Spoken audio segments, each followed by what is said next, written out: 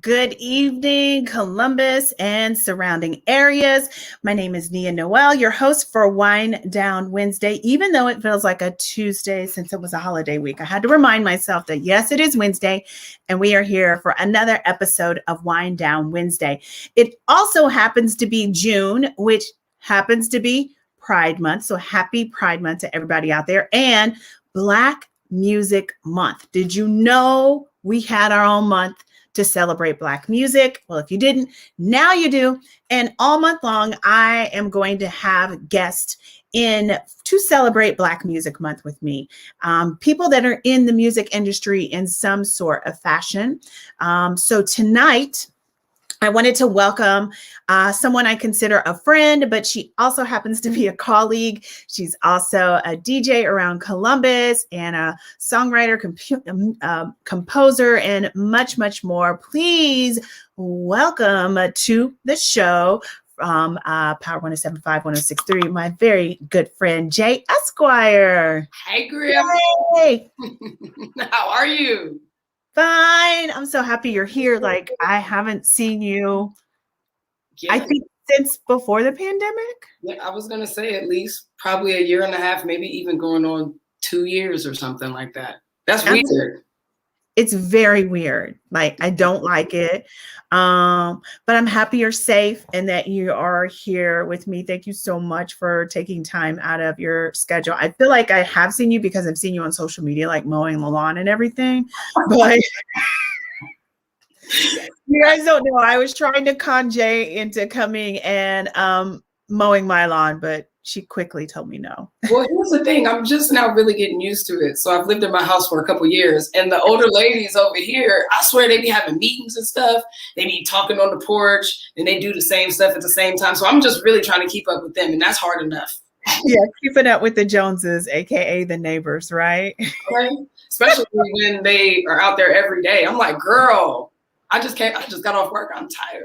That's the retired life, right? Being able to be out there every day. We're not quite there yet, but hey. But you know, I wanted to talk to you because a lot of people don't know that you're more than just an on-air personality on Power 107.5, 106.3. I knew that.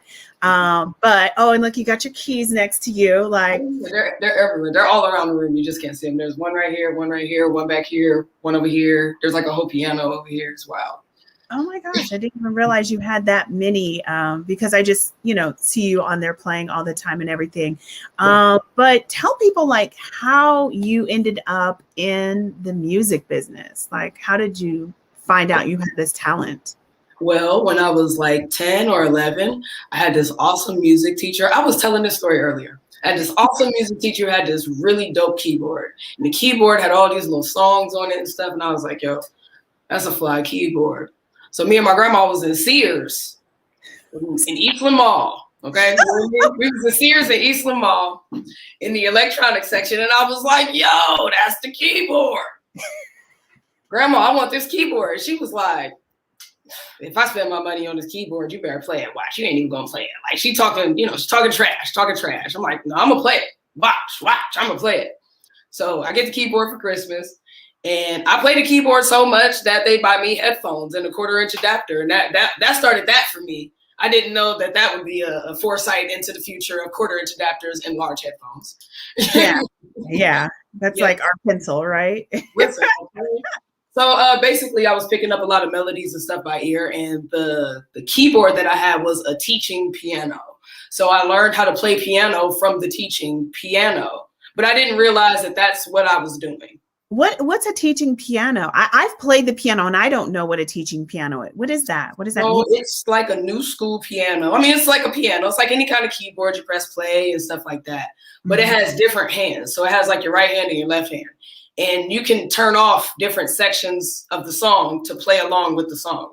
So if you press the left button, the left hand will go off and it'll show you where to go. And the song will not continue until you play. So it's almost like it teaches you how to play by ear, almost like? Yeah, sort of. But it even gives you a staff with notes and the correct fingering and all that, all the tools you would really need to do it. It's kind of like YouTube on the screen, but without a search bar or a keyboard. That's the best way I can describe it. Like, yeah. So like, it would be songs like Furlies. You could turn off the right hand so you wouldn't hear the. It would just be. It would just be that. You would have to play this part. So you learned by using the teaching piano. That's what it's called, right? Yeah, it's just a Casio keyboard. A lot of Casio keyboard starter pianos are like that. They have different teaching modes where you can learn different things. So, and I guess that's what it's designed for. And it did its job. It did its job so well that when I got to be about 16 or 17, I had started producing music. But in the early ages of like that technology, I didn't have a keyboard that plugged into my computer. Right. So this music teacher who was following me around all this time, and when I say following me, like the music teacher at whatever school I would have would like disappear, and here would come this guy every single time, like 3 times in a row. So the third time I saw him, I was like, all right, bro, look, I'm coming to the class. Here my little paper. What's popping? Because I know how to, I know chords, I know how to play by ear. And what he ended up teaching me was how to really play by ear, how to listen to something, be able to pick out bass notes, play it, learn how to play it, and also how to read chord charts in music. So I can't read like ... music, but if it's got a chord chart and above it, I can do that. So yeah. And see, I can read ... music, and I can play a little bit by ear, but you definitely have like that talent that was cultured, because I, knowing what I know about music and playing music, and I haven't played in years, so please don't ask me to play anything. It might be kind of embarrassing. But one thing that I know is that that's not something that, people can just go on there and pick things out. But the level that you are, like, that's not something that you can just do. Like, you have to have a foundation of a talent to develop like that. Yeah, I don't know. I was one of those self-starter people, like, ooh, this is the one thing I want. And I'll lock myself in the room and then just be like, okay, I'm gonna play all night. Like, my grandma worked second shift. I would get off school at like 3. I'd be down there and I'd be like, all right, you got to be upstairs. But if she get off work and walk in the door, she's not gonna be mad, but she's gonna be like, girl, what you doing up? I'd be like, let me wait till she go to the bathroom, because I've been in the basement and I done lost track of time. Upstairs and act like, and then I would just go upstairs and act like I was laying down. But my dad wouldn't, he wouldn't, he'd be asleep, whatever, but I would just be in my own zone. So that really cultivated a lot for me. And then once technology advanced itself a little more, and I had the money to buy, like, okay, a keyboard that connects to this really nice computer, and now I can put the chords into the and really do the damn thing. So, yeah. So when you were starting out, what kind of music did you have an interest in playing? Like, I played classical, but then I would like throw a little hip hop something in there. My mom would be like, what is that? Nothing. My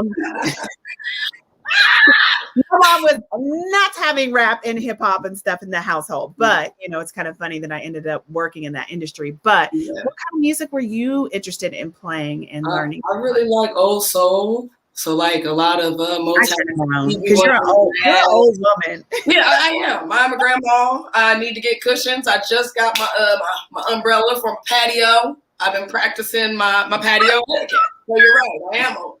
I've been listening to my Herbie Hancock out there, because that's what I do. Yeah. Jazz and just like Motown and just just good stuff that sounds good to me. Yeah, I guess mostly R&B for the most part. Yeah. And that was a big influence in the type of music you started producing, I'm assuming. In sorts. I love me because I can be like, oh, I want to hear this today. I'm just ratchet today. We twerking today. So I could just walk in here and, whatever that is. But my very first project was a collaborative works piece. So it had a lot of instrumental. It had a lot of poetry. It had a lot of jazz, because I wanted to explore doing some live instrumentation. I ain't know what the hell I was doing. It don't sound too bad, but I didn't know what I was doing. But it was a risk that I'm glad that I took so soon. Just like, okay, I'm going to call this saxophone girl, and she got 6 saxophones, and I'm going to record all the takes, and I'm going to just figure it out, and I'm going to make it work.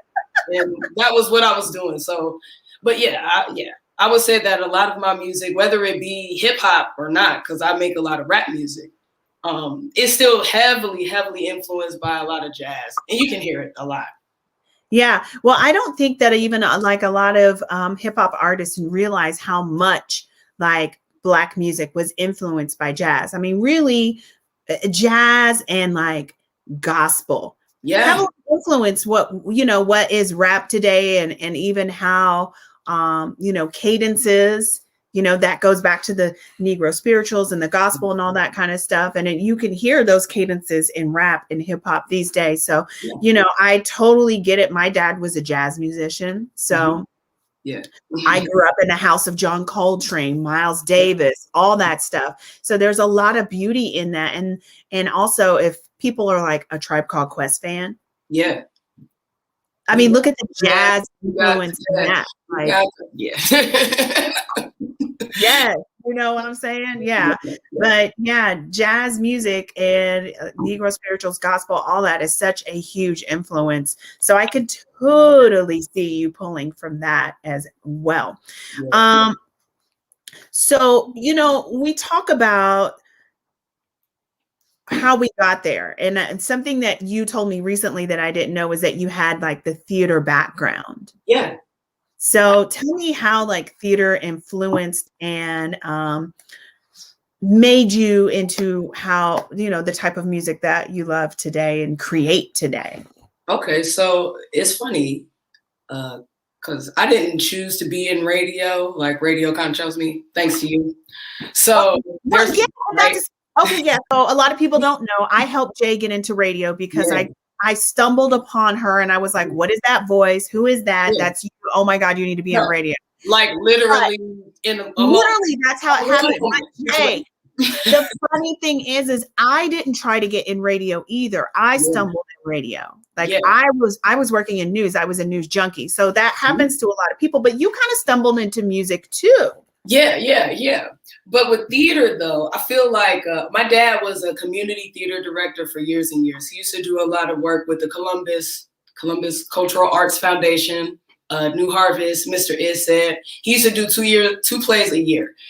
So from the time I was, 12 all the way up through graduation, like that was my community service, and that's just what I did. So I was very prone to reading things with a lot of pizzazz because I've loved to read. I've been reading since I was 4 years old, and just being able to just be and to explore different things. Now, I didn't necessarily appreciate it back then because I had so many other things going on. But it's paid off in ways of radio and improv comedy because I'm a part of Affirmative Distraction improv comedy group. We're like the only Black all improv group in the state. So So that's the only one in the state. I think so. I believe that's right. Wow, I really believe that's right. And if I'm wrong, somebody correct me in the comments. But I feel like that's right. So that's helped me in a lot of ways that I didn't even think would ever pop up in my regular adult life for myself. Yeah. So but theater has helped me in that respect, and especially in radio because radio is, the art of theater. Like it's all really, really interchangeable, and you have to be good at both in order to do it. Yeah.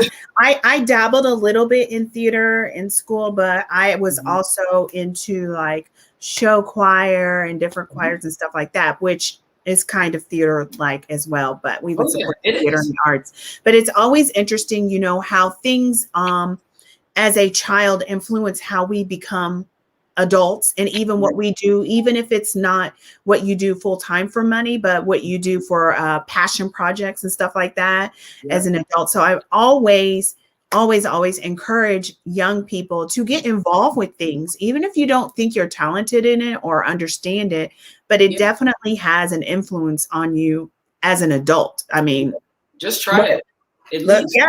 Like you were like running around the stage, helping your dad. What were you doing? Like a stagehand type of stuff? Like, listen, I was doing anything he asked me to do. Table reads, being in the play this week because this person was sick, like maybe resetting the set, but then it got to a point where I got a fixed job, and what was it? Playing the music and sound effects.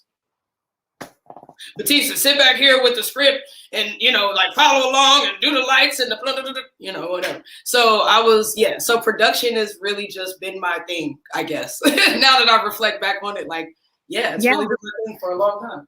Yeah. Oh, and what are you drinking today? Let me see. Oh, so I have some hard black cherry lemonade from Camelot Cellars. It was beautiful. Cherry lemonade. Hard black cherry lemonade. And it tastes like sunshine that should be outside in the sky right now because I needed a good pick-me-up because it's raining. Well, I'm drinking Cabernet, nothing fancy like that, but I'm gonna have to go over there and get some of that. But cheers to you and Wine Down Wednesday. Yep. Yes. We gotta take a little sip here. Yeah. Yes. So, tell me about some of the lessons that music has taught you in life. You said the lessons that working in music and creating music. Tell me about how have they taught you things in life and influenced your life. Oh my goodness. I know that's kind of a deep question, but okay. Let me make sure I'm saying it right.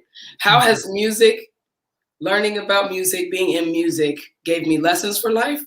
Yeah, like got it. Yes. Got it. All right. Recently, it's taught me to like just go. Just like if somebody gives you like this much, take this much, but take the most, like go. Like just do it. You might as well. Just go. Yeah. That's been the best lesson. Like immersing yourself. Yeah.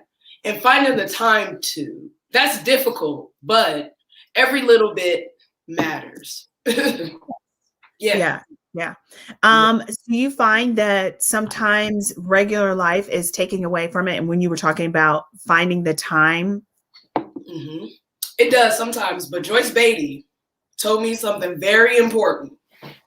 She's full of gems. Listen, I was like, sis, how do you deal with peopling all day? I'm an only child, and after a certain amount of hours, my social meter goes off. It runs low. I can't help it. My face shows it, and people know I don't want to be in the room. How do you balance it out? The first thing she said was, well, first of all, we don't vote on a 9 to 5 schedule. We be up at 1 a.m. voting. So just so you know. That sounds like hours. She was like, I started the day in this other city. I'm here with you right now, and I'm going to be in DC in 3 hours. Yeah. I was like, okay. She said, I just take however many minutes I can to just refocus myself, recenter myself, even if it's 10 minutes, 20 minutes, an hour. I just need to focus inside of that, whatever, in order to get to the next thing. So that's one thing I take with me. But then on the other hand, I got this Beyonce thing, right? And my Beyonce thing is this. I want to know. How many things does Beyonce really have to do in a day? Probably more than you do. And it's no shade to me, but it's just kind of like if you want something, you gotta go get it. I'm always talking about being able to retire at 35 and not necessarily meaning like not having to work ever again, but just being on my own time from that point on. Because I'm not about to keep, wasting my time or feeling like life is getting in the way. So just being able to put your feet to the ground and grit it out and go and being thankful that you get to. Let me tell you something. The pandemic has definitely upped my thankfulness. Yeah. And I'm thankful, even though that we didn't want to have to sit down. I'm thankful for being able to sit down and have some peace. Yeah. And also thankful for being able to turn things off, like how you were talking about pausing and being in that moment. A lot of times lately, even if it's between meetings, since I've been working from home, I sit right back here and I sit in the moment. Yeah. I don't turn the TV on. I don't get on my phone. I just have that moment to absorb and sit and just be thankful that I'm here, because so many people aren't after this past year, over a year we've had. No. and thankful for the blessings that I've had too. Yeah. And the fact that you get to do what you love, even though sometimes you hate that thing. Sometimes it's like, I love that I do this, but man, I wish I wasn't doing this right now. Like, I have a lot of moments that are like that, but I was listening to Big Sean talk, and he was just like, but look, you get to do it. You could be doing anything else, but you get to do this. So be excited that this is what you get to stress about. Yeah. I always say, be careful, like what you say you want to do, because when you get it, you got it. You got to be in it, and you're here. You asked for it. Like, oh my gosh, like, you know. So I want to know, what is inspiring you lately to create music? What inspires you? Oh my goodness. So to be honest, I'm trying to figure out what that is again. I haven't dropped any music in a couple years. And I literally on Facebook, it might have been a day or two ago, I said, songwriters, like, how has your songwriting changed from the time you started writing, to now? Like, what are you trying that's new? What are you trying that's fresh? What are you trying that's going to work? But for me, I like a lot of real life, but what inspires me, to be honest, is being angry. And it's not like a being mad thing, but sometimes even the smallest things, when people try to play my intelligence, or I feel slighted, or like, those are the moments where I'm just like, like, get that pen to paper. Like, let me get it out, because I'm inspired. But thankfully, I haven't had a lot of moments like that. But I think that I just need to figure out where it is, where to find it, and where I need to get it. So I'm kind of in the middle of a reset, transitional type of thing. I'm a teacher, so school just let out. So I'm like, all right, I'm gonna, take some time off and relax and just sleep and try to catch up and just, get some of those moments to just relax, regroup, and see what my spirit is telling me.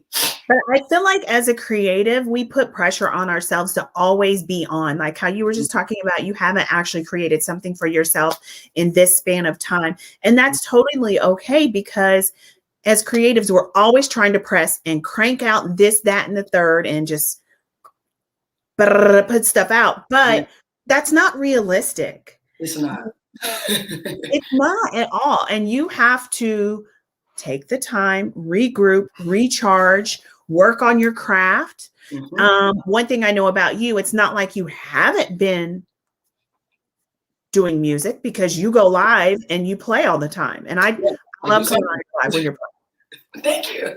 I do. I love listening to you play. So I know that you're in there. You're just figuring out like where you're going next with your sound and what you want to do next. Yeah, I gotta find my balance. But my mentors always say, shout out to Storm 9000 and Jay Rawls. He always say, and this is ridiculous, if you're not making 2 beats a day, sell your equipment, because you're not getting your money's worth. He always says that to me, and I'll be like, that is very, like, that's a lot. But then I was like, but how long does it really take you to put down an idea? And it don't have to be super complete, but it needs to be something. Right. Put down something. Even if you just 10 minutes to think about something, then that's right. Right. Like you're like, oh, I develop a chord progression or something like that. Right. It doesn't mean that you have to develop the full 16 score song. Right. Just, just I know what I want to do. So I'm just trying to find a balance, because you know how you hear people in the back of your mind. Yeah, but you know what? Those people in the back of the mind is usually us in our own pressures for ourselves. Yeah. You know what I mean? Yeah, you're right. And that's always crazy, and trying to stay inspired and in the moment and creating is so hard. It is. No, it is, but I don't know. We got to pull it out, but I'm just trying to figure out what that looks like for me nowadays, because it's, it's changed over time. I used to write a lot on paper. I used to take a lot of quiet time. I still kind of do that, but I don't know that that's still effective for me. So I'm just trying to find what's going to work. Yeah. So something I always love to ask artists is, who is the dream person in the industry that you would love to work with? Like if you pick up the phone right now and say, hey, I want to do this project together, and they would say yes, no no's, who would that be? Okay. Sheesh. I would love to co-write or produce with The Dream. That's probably who it would be, The Dream. Let me tell you something about that man right there. Yeah. A lot of people don't think that he's like, they think he fell off. Oh no, he's never fallen off. Everything is strategy with him. And that's why I really like him. He was like, I was not trying to come out with this album at 30 years old talking about this. However, I knew what I needed to do and I did it and I got to where I needed to be. And that's, yeah. He's somebody who I watch a lot and learn a lot from when it comes to just how my mind works, how my mind thinks, and what I want to do next, and not getting caught up in age or time period or that sort of thing. Can we talk about ageism? Because you brought it up and that just made me think about, and we were talking about the pressures that we put on ourselves. I got to do this by the time I'm 20. I got to do this by the time I'm 25 and this. How do you feel about, I understand goals, but how do you feel about roadblocking your goals with age and that kind of thing? Okay, now I'm going to be completely honest. Be honest. I am. I'm so thankful that I'm a Black person with beautiful skin and great genes and great traits. And I'm being so honest. But I'm going to agree because I know exactly where you're going. Yes. I don't really think that, I mean, regardless of if I like it or not, and I say me personally, because a lot of people, before I open my mouth, they think that I'm like a 20-year-old or, you know, something like that, or 16 or, you know, some other age that I'm definitely not. You know, I don't think that that's a thing, especially with this age of accessibility and that sort of thing. I just don't, that has gone so far away from my brain a long time ago. When I started reading about people who really inspired me, how old they were when they got started, what got them started, how they got started, how it was just, you know, J.K. Rowling sitting in a coffee shop writing about a character when she was 30 or something, and then it turning into one of the greatest things ever. Had she not done that, or had she not gone through the regular moments like regular people do, you know what I'm saying? We wouldn't have Harry Potter. Period. Like, yes, completely. No, I told you that there was this meme. I wish I could remember everything that was on it, but I remember Ava DuVernay was on there, and her age, like she wrote blah, blah, blah at this age. And like, it was all these people that did these things, and they were all things that we're like, oh, by the time I'm 25 or 30, I should be doing, you know, how we do that to ourselves. Yeah. But the whole point of the meme was, it doesn't matter your age, and to keep fighting the good fight, whatever your good fight is, and fighting for your dreams and your goals and your aspirations, because all these people on this meme did all these great things that we love later in life. Yeah, way later in life, and are still doing them. Like, you know, it's just like the working age and the retirement age, like getting our minds out of that frame, because it's a thing, but it's not really like, it don't have to be a thing unless we make it a thing, you know? But yeah, with the age thing, I don't feel no kind of way. I think, but like I said, I think it's because the Lord has blessed me and made me Black and beautiful. So I'm just, you know, I can't wait to see what I look like when I'm 57. Can't wait. I'm so eager. Listen, I'd be so happy to, like you said, to be Black and have melanin and stuff. And some guy ID'd me the other day because I was buying alcohol, not for myself, for a friend. And I was just like, really? Like, and he looked at it and was like, and I was like, yeah, like, yeah. Yeah. See. So, okay. So tell me about any like projects and stuff that you have coming up. Cause I know you're working on something. You're always working on something. So yes, I am. So hopefully this will be the summer of Jae Esquire. And I just say hopefully just because, it's all on me, so pray for me. But I got a couple brand things dropping, hopefully a new project dropping, or even just some singles for the summer, just to get some stuff stirring up, because all my students are heavy on my back talking about, Miss J, when you gonna put something out? We tired of listening to these songs. They tired of me, so I got to make sure I put something out, especially for them. So hopefully all around this summer. So just be on the lookout. Spotify, Apple Music, everywhere. I like to drop stuff out of nowhere like Beyonce. So literally be like a thief in the night and be like, what? You wake up like, oh, the world, Columbus is going crazy. What happened? Yeah, I stood on something. You know how I do. No, I love that. I love that. And I can't wait to hear whatever it is that you drop, and so we can share it and listen to it on repeat as I drive around town and still be safe, because yes, we're still in a penny. We are. We are. The panini or whatever they call it.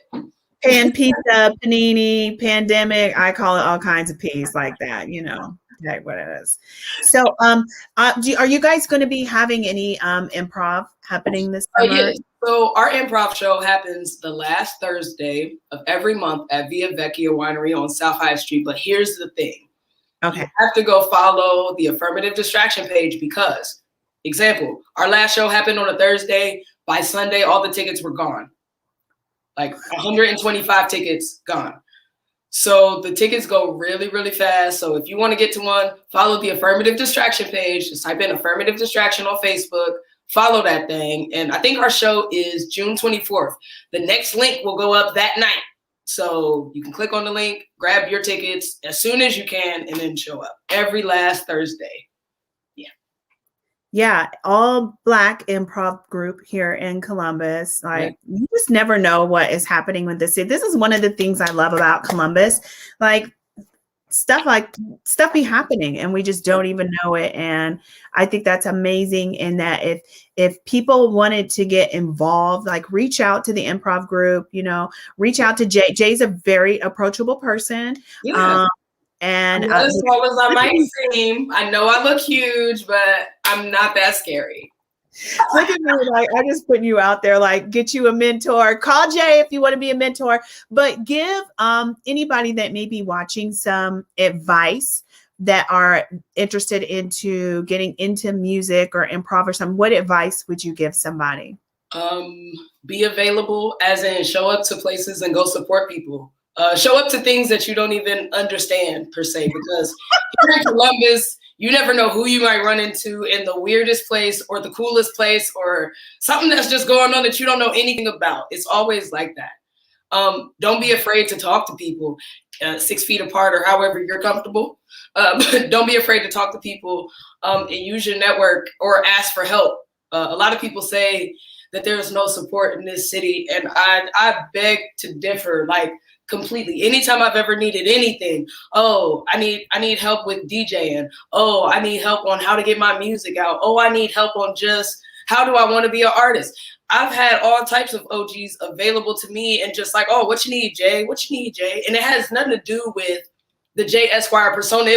This was happening before I was Jae Esquire who worked at Power 107 or whatever. You know what I mean? Yeah. So it's out here to get. So use your network, because this is the city and this is the region and this is the state that like all things come from. And to be honest, that's really my goal, because I feel like people don't give Ohio the props that it should. Like, we gave the whole world funk, and I'm not going to let us go out like that, because a lot of people try to give that to the West Coast. And so I've made that my musical mission to let it be known who the real OGs are, and that they need to stand up, and that it lives right here in this beautiful Midwestern state, region, city, place. Yeah. And, you know, you just said about networking. Networking is so important, and meeting people.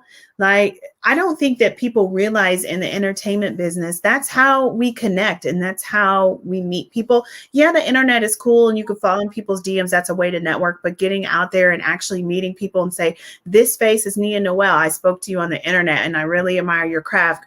You think maybe we can grab coffee? You think I can pick your brain, or I can learn a little something? Like, that is such a valuable thing.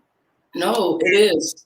And knowing people will say yes. You may get a couple of no's, but there are people out there that will say yes and pour into you and your craft and your dreams. So I think that is so important to. No, that's true. That's true. That's like you. That's like they were telling me, like, man, Nia don't let nobody shadow her. She don't let nobody shadow her. And I was like, she gonna let me watch this. And then I took a couple weeks and we was cackling and we was kiki and ha-ha and hanging out and stuff like that. And then I was like, so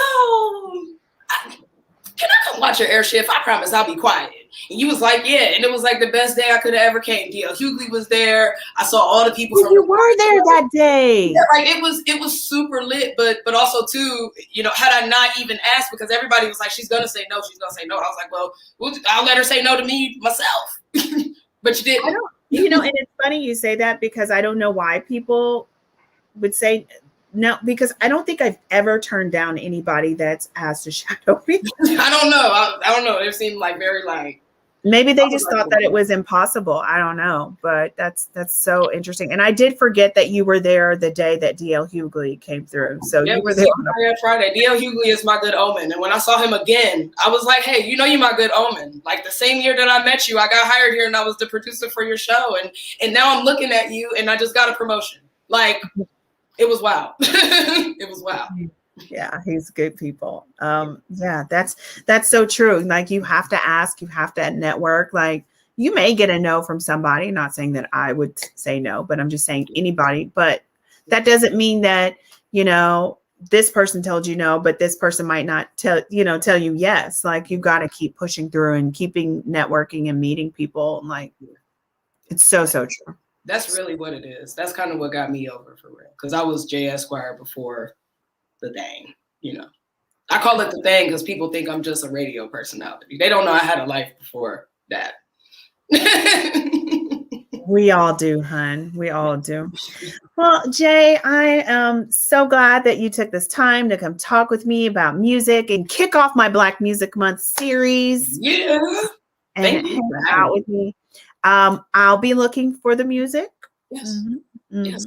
I will send it on and I will let you know before it happens. Maybe. If I'm not on my Beyonce, put it on just press send. I want you to do that. I want you to just put it out there and press send, because don't second guess yourself. Just be like, bam, put it out there and be great. Right. But I'm so glad that I got to see you virtually, since I haven't seen you in forever. No, but really, I'm glad to, and I'm glad that you hit me up. For real. Thank you. Yeah. So everybody, please go follow Jae Esquire. Jae, drop your social handles. Absolutely. Everything at JAE_Esquire. That's Facebook, Instagram, Twitter, all that stuff. Spotify, Apple Music, JAE Esquire. You'll see a picture of me holding a big old piano that looks bigger than me. It is bigger than you. And make sure you go follow Affirmative Distraction on Facebook and Instagram at Affirmative Distraction. Not Affirmative Action, Affirmative Distraction. Affirmative Action. That's Jesse Jackson. That's the wrong Black person. You can follow him too. Affirmative Distraction. And not Affirmative Action. Some people are like, that group, Affirmative. I'm like, no, right. And week after next, we'll be back with the next episode of Wind Down Wednesday, June the 16th at 6:30. Jae, you have to come back and watch this episode. Did you know that a Black woman curates all of the exhibitions at the Rock and Roll Hall of Fame? No. And she's going to be here on the 16th. I cannot wait to talk to her, because if you've never been to the Rock and Roll Hall of Fame, I don't know what you've been sleeping on. It's an amazing place here in our own state, a couple hundred miles north of here. And a Black woman curates the exhibitions there. So we're going to have her here and talk to her and continue with our Black Music Month series. Well, I'm going to be on my patio. Hopefully it'll be nice out so I can go sit on my patio while I watch. With your wine. Yes. Yes. So cheers to you. Thank you, Jae, so much. Thank you to everybody that's watching. All the comments. Somebody said they've been listening to me since they were a kid. I feel old, but thank you for listening to me since you were a kid. Hopefully you're just 19, because then that means it wasn't that long ago. But we love every one of you guys, and thank you for watching. And we hope you have Affirmative Distraction comes from that, because we're the only Black improv group in a sea of all white. Shout out to Joseph Moore. That's the founder right there, man. That's my guy right there. Shout out That's to you. really dope, Joseph. Yes. The distraction you need, but the affirmative action of improv. That is dope. That is really, really dope. Thank you, Joseph, for telling us that. Thank you to everybody watching. Happy Wind Down Wednesday. Be safe. Don't drink and drive if you've been drinking with us. And don't forget, we are still in a pandemic. Panini, take care of yourselves and be safe and have a great night. We'll see you on June the 16th. Bye. Bye.